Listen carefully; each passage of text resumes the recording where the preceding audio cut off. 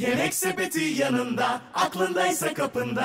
Kendimi bildim bileli sütlü tatlılara bayılıyorum. Hele ki üzeri kızarmış şöyle güzel bir fırın sütlaçsa eğer o. Benim için gerçekten akan sular duruyor. Ama bunların içerisine bir tane daha eklendi. O da süt helvası.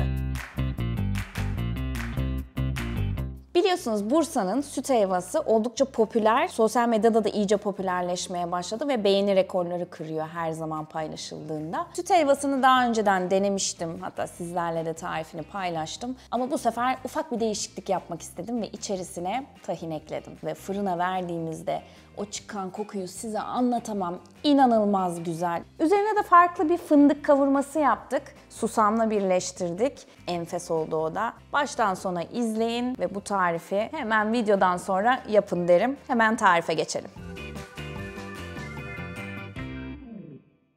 Tarifi hemen anlatacağım ama önce Yemek Sepeti'nden vereceğiniz ilk yemek siparişinize özel 25 liralık indirim kodu paylaşıyorum. İndirimden yararlanmak için yapmanız gereken tek şey sipariş ekranının altındaki kupon alanına görmüş olduğunuz kodu yazmak. Hepsi bu.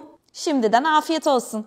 Öncelikle süt şerbetimizi hazırlıyoruz. Burada 6,5 su bardağı sütümüz var. Tam yağlı süt. Yalnız bu çok önemli. Yarım yağlı olduğu zaman o istediğimiz kıvam olmayacaktır. 2 su bardağı da toz şekerimiz var. Bir dakika. O ne? Şuna bakın. Bu ne be? Evet, bu da ekip arkadaşımızın bir sürprizi. Teşekkür ediyoruz kendisine.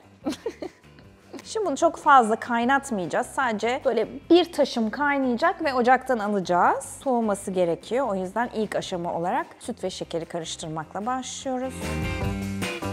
Evet, dumanlar çıkmaya başladı. Ufak ufak da fokurduyor. Şimdi ocaktan alıyorum. Bir kenarda soğutacağım.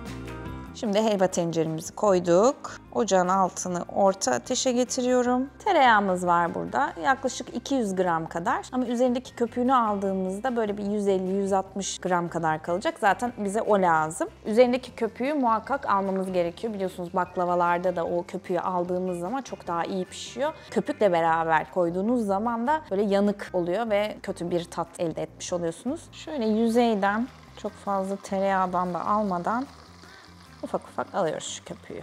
Şöyle tencereyi hafif eğdiğiniz zaman çok daha rahat alırsınız. Hepsi bir tarafta olduğu zaman. Bu arada bununla uğraşmak istemezseniz de sade yağ direkt alıp marketten kullanabilirsiniz. Tamamdır. Sırada un var. Un da tepeleme 1 su bardağı kadar. Şimdi unun tereyağını yemesi için şöyle güzelce karıştırıyoruz. Böyle bir önce un çok fazla böyle toparlanmış olacak. Ardından yağını salacak. O zamana kadar kavuruyoruz. Biraz da rengi değişmiş olacak. Yaklaşık bir 2 ton kadar. Bu unun kokusu çıkana kadar olayı var ya, aslında tam o noktaya kadar kavuruyoruz. Unun kokusu çıktı. Rengi de 1-2 ton döndü. Artık süt şerbetimizi koyabiliriz. Şöyle iyice karıştırın. Bu arada hiç karıştırmayı bırakmayın. Çünkü tabağında kalan kısmı hemen yanabilir. Hızlıca karıştırıyoruz.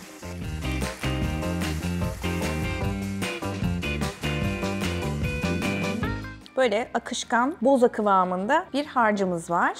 İçerisine de 1 çay bardağı tahin ekliyorum. Klasiğinden ayıran gizli malzememiz bu.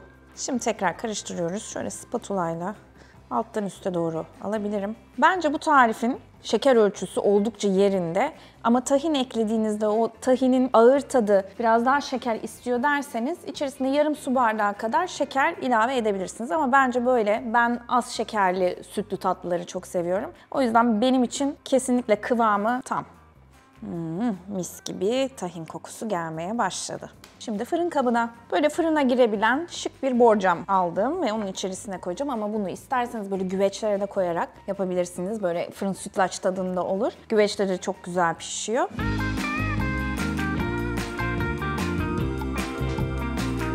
Şimdi üzerini düzeltiyorum güzelce. Fırını en yüksek dereceye aldım, ısındı. Isınmış olması çok önemli. Şimdi bunu koyacağım. Yaklaşık bir 5-10 dakika üzeri kızarana kadar pişecek.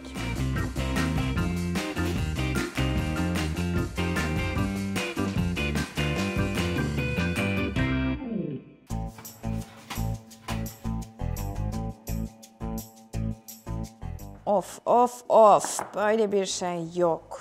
muhteşem kızardı. Bunu aslında sıcak ve ılık olarak servis etmek makbulü. Soğuk olarak da tabii ki servis edebilirsiniz. Ertesi gün de muhteşem bir tadı olacaktır. Üzerinde şöyle biraz fındık koyalım ama o fındığı da biraz farklı yapalım istedim. Tahin susamdan geliyor. O yüzden üzerine böyle bir kavrulmuş susamlı fındık yapayım istiyorum. Robottan çektiğim fındığı ilave ediyorum tavaya. Şöyle bol bol koyalım değil mi? Susamı da koyuyorum. 1 yemek kaşığı kadar. Bir de pudra şekeri ekliyorum. 1 silme yemek kaşığı kadar. Şimdi bunu bir güzel kavuruyoruz.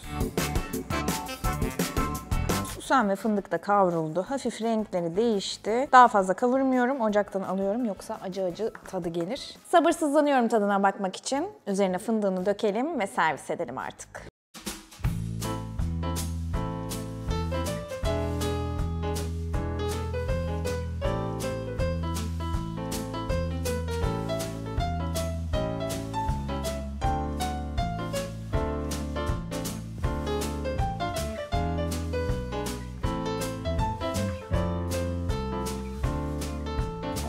Of. Oldum olası üzeri yanık tatlılara hastayım. Gerçekten dayanamıyorum ve hemen tadına bakıyorum sizin için de.